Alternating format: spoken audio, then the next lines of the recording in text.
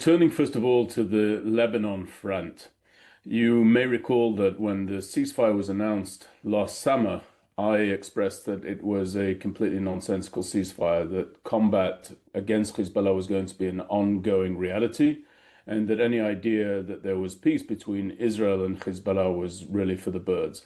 Now we're seeing today how accurate my description of the situation was. The Israeli Defense Forces, specifically the Northern Command, is targeting Hezbollah strongholds not only in southern Lebanon, but also in Dahia, also in Beirut, and they are specifically, in addition to the terrorist fighters of Hezbollah, targeting the financial system of that terror organization. Hezbollah is basically in an untenable situation at this time.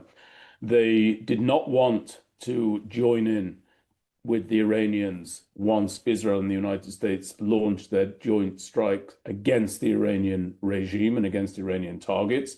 They ultimately ended up doing so, and they are under enormous pressure from the Lebanese government as well as from the Lebanese people to really bring about an end to their terrorist activities inside Lebanon. And the way that that pressure has mounted has been that there has been more than 1 million civilians inside Lebanon who have been evacuated, both from the Dahia area and also from southern Lebanon, so that the IDF can operate. And the IDF is operating, it should be understood, very much in a defensive position. The Israel Defense Forces has moved just a couple of miles into southern Lebanon from where it was initially stationed. What we're doing there on the ground is by no means a fully offensive operation on the ground, though our operations there could widen and could increase based on how quickly we're able to bring about the ending of this round of hostilities from Hezbollah. And we are seeing that there is a determination to move even beyond the north of the Litani River when it comes to our air operations, our aerial operations from our Air Force. So there's a lot going on inside Lebanon.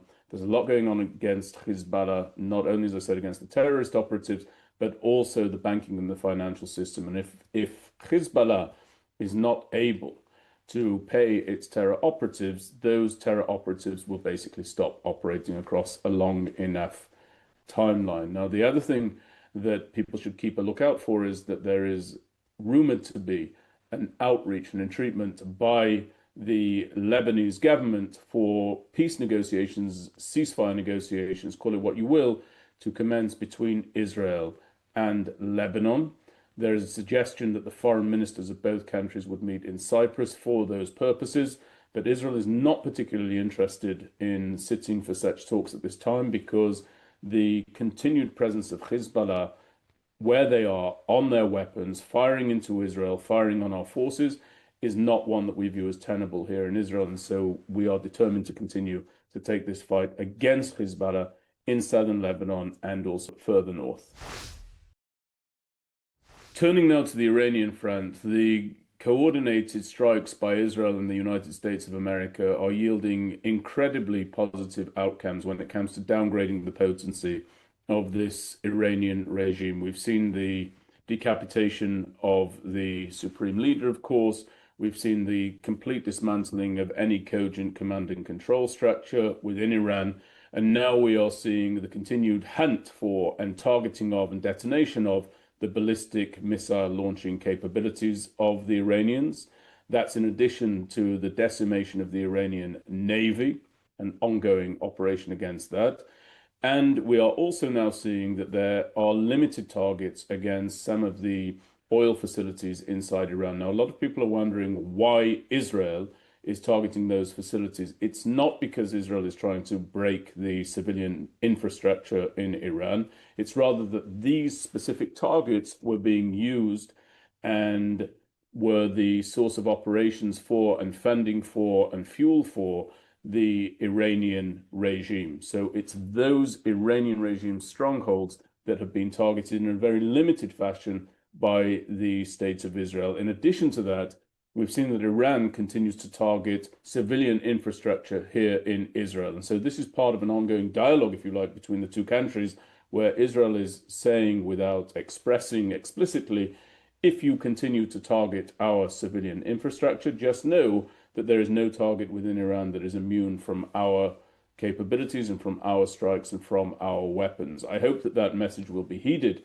by the Iranian regime. I'm not sure whether or not it will be, but to me, it's positive that we are targeting the lifeblood of the IRGC, of the Basij, of other authorities from within the Iranian regime in order to bring their capabilities to as swift a halt as possible. So we're seeing here in Israel that unfortunately there have been fatalities as a result of the firing of cluster munitions by the Iranians into sovereign Israeli territory. The way that these munitions work, and it's not something that is new to us here, it's not something that is not to be expected from a regime such as Tehran, but essentially the way that these munitions work is that they detonate prior to impact. They form a radius of shrapnel, of munitions that is broader than the immediate impact of a warhead into the ground here in Israel. And the result of that is the potential wholly indiscriminate killing of Israeli civilians here in the homeland. Now, Israel will continue to deal with that. It will continue to tackle that. Israel does have, obviously, an exceptional array of air defense to protect our people, but as is always expressed by the Israel Defense Forces, by the government officials, by the Home Front Command, our air defense, though excellent, is not a hermetic defense because no such defense mechanism exists anywhere in the world.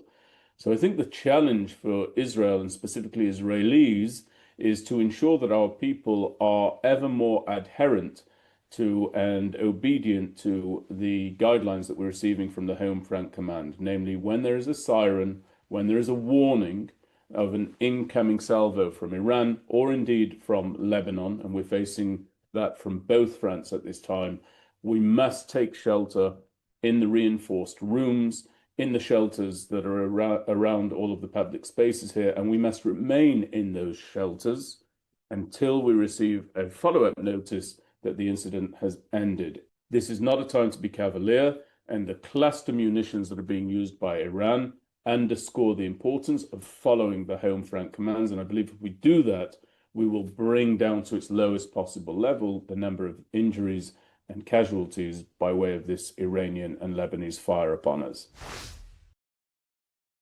So the appointment of Mojtaba Khamenei as the successor to his dispatched father is not a reality that Israel will accept. It's not a reality that the United States of America will accept. President Trump said as much just recently. And I think that what this new leader is going to swiftly come to realizing is that he is a legitimate target for Israel and for the United States. Israel cannot possibly continue this war only to such a point as the natural successor to Khamenei takes hold with a stronger line than that of his father, with a stronger, more militant, more religiously informed viewpoint with regard to the war against the West, the war against Israel, and the war against moderate Sunni states in the region. We will have to take out this leader. It's the only possible reasonable expectation, and I think that you'll see Israel working to do that together with the Americans in the hope that we can clear the way for some sort of leadership in Iran, the characters and contours of which are yet to be defined, with which America can potentially work, with which the Iranian people can potentially work, and which augurs in a better, more peaceful future for the region. But I want to underscore here, I firmly am of the view that it is not the responsibility of Israel or the Israel Defense Forces to liberate the Iranian people from the oppressive regime under which they have lived to this point. It is the responsibility of the Iranian people to do that. And I think that that is why you're hearing Prime Minister Netanyahu and President Trump appealing repeatedly to the Iranian people to take to the streets. Now, I don't believe that they're in any position to do that at this time. There's obviously hellfire being rained down from the skies of Iran onto the various targets that have been allotted for targeting by Israel and America. But the moment will come where there is clearly going to be an expectation from Israel and from America that the broad swath of the Iranian people will rise up and take their country towards a direction that they wish to take it in. What that will be very much remains to be seen, and I don't believe that it's reasonable to predict what the next incarnation of Iran will look like. I know there's a lot of optimism. I'm something of a skeptic. Time will tell. But again, I finish as I began. It is not the responsibility of Israel to liberate the Iranian people. That they will have to do themselves. Hi, everybody. Thank you very much for joining this situational briefing this week. If you're enjoying this content, please be sure to hit the like and subscribe button so that you can get all of our cutting edge footage. And remember, I very much want to hear from you. So whatever your questions may be sure to put them in the comment section, and we'll do our best to get to as many of those as possible.